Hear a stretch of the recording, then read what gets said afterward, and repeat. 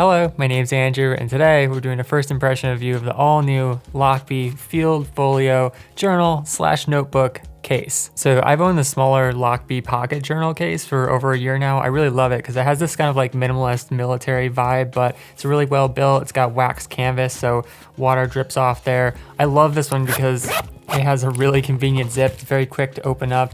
Lochby cases just look so beautiful, you know, because they've got this like honey tone in the middle, because you can store pretty much anything in it, from the little pocket-sized notebooks to pens and pencils. And I even use it as a storage case for my Teenage Engineering CM15 microphone, which is a $1,200 mic. However, up until now, the only large size notebook cover that Lochby had was like a strap, and there was no zipper.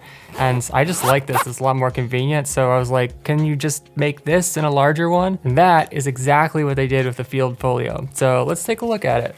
It's got a zip just like the pocket notebook. It's very easy to slide on and off. The only thing about the zipper is that they put this here so that it can open all the way up, which we'll talk about, but it's not quite as easy as the pocket one, because if you try to pull it with one hand, it won't go.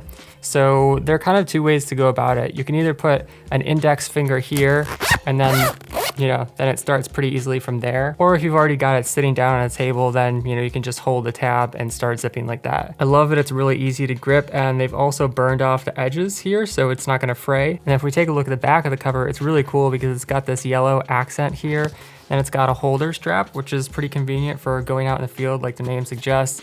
And then on the bottom, you've got these rubber band holders, which you'll also see inside. So I think it looks really rad. You've got this little tiny yellow accent there, and then you've got another one on the bottom. So very military, but also definitely has strong creative vibes. That said, it can feel like there's a little too much going on. Like you have this, you have the strap, and then you have this dangling down, the zipper tab as well. Plus, if you're storing the notebooks on a shelf or something like that, and you wanted to put a label here, this is kind of in the way. I think you could cut it off if you want to. I think it would look perfectly fine because the colors blend in, so I don't think you'd even notice it, especially with these little accents here anyways. So that's always an option, but I think it's kind of cool to have the strap because I would love to have like a whole library of these for all of my journals and my sketching and stuff like that. And then if you're putting them all in a row like this, whereas with most books, it's kind of hard to pull them out, right? But you have the strap here, or even this to pull them out if you decided to cut off the strap. So it's really convenient actually. If you don't like the zipper hanging down there, one thing you can easily do is just sort of like tuck it into there, and then it's not flapping around.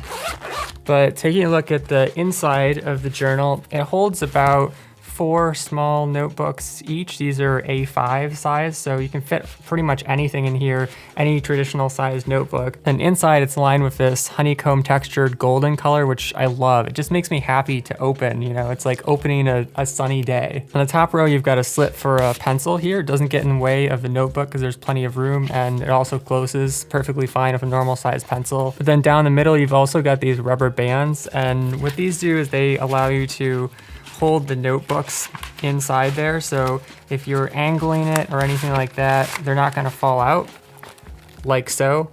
And you can hold it upside down when you're sketching, or if you're, angling it down, whatever.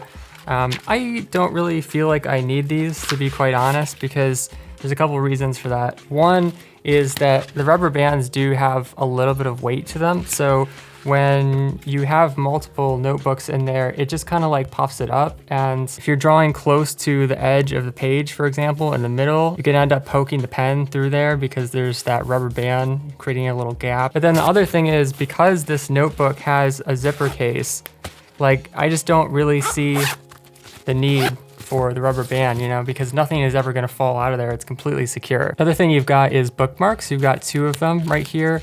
I think these get in the way a little bit less, so I honestly would like if they had just gone with these instead of the rubber bands, but I don't think I need either one, to be honest. And it annoys me just a little bit that they hang down like that, because then they get caught in the zipper, unless you tuck them away. So I'll probably end up cutting these off. I might tie them here so that the accent in the back is still visible, because that's like one of my favorite features of the Folio. You've also got a big pocket on the right here, so if you want to store one of your notebooks in there. There's also a vertical pocket if you want to store one of these smaller notebooks. Then on the left side, you've got a pocket here, and a pocket down here that has a little bit more open mesh. Also, like I mentioned before, this extra tab allows the cover to open all the way up, so if you want to be drawing on top of it, it'll just sit perfectly flat. Whereas with the pocket notebook, you can see that it has a tendency to stay a little bit more open. That said, even with the Field Folio, I don't find myself wanting to write on the notebook cover itself because it's got a little bit of a protective padding. It's a fairly firm foam, but it's soft enough, and there's also enough going on here where, especially if you get to some of the ending pages where there's not as much padding, it can just feel a little bit unstable and not smooth. But that's fine with me because I've never been in a scenario where I needed to write on top of the cover for some reason. In terms of the actual paper that you can get from Lochby, they've got a fairly lightweight cardboard cover. It doesn't need to be anything super durable because the case itself is really hardy and it's also water resistant. But one of the reasons I was so excited about getting the Field Folio is because I've been wanting to do a drawing challenge. And so I got a anatomy book. It's kind of basic anatomy. It takes you through all the steps you need to get better at drawing, because I've done a lot of illustration, but I'm kind of stuck on this sort of like really simplistic cartooning thing, and I just wanted to get better as an artist. So right now I'm already on day 3. This is my first day. I did some cube heads there. And then here's day 2. I was doing some isometric drawings. I'm also working on a sci-fi book right now. So like, here's my character. He's trapped in a fallout shelter. He's trying to get out, so he's turning the wheel there. And then I like this one too. It kind of looks like a robot and he's like holding his head. And then yesterday I advanced using more circular things. And I'm realizing like, wow, it is so hard drawing in 3D space. But I'm already starting to get better at positioning things. Here's my character looking up at an alarm light. I've got a military sergeant leaning up against a door. But yeah, in terms of how Lochby paper feels, it's fairly thin, but I thought it did a decent job of resisting any bleed through. And I was pressing pretty darn hard with my inking, and I'll go to the last page and show you that. You can see it more if you hold up the page just to the light, but you know, there's really not that much coming through, which is pretty impressive for how thin this paper is. But for a sketch notebook, I like that it's thin because that means that I can fit 4 of them in there. So this will probably do me over for my entire drawing challenge. And then one last note is that they are stitched on the outside, which I like better than the stapled ones because I found that those often fall apart. Anyways, I'm just loving the Field Folio so far because it's one of those products that's like minimal and it's really well designed. They've thought out every little feature, and you can actually see the whole design process for it on one of Lochby's blog posts. They have all sorts of sketches from when they were brainstorming and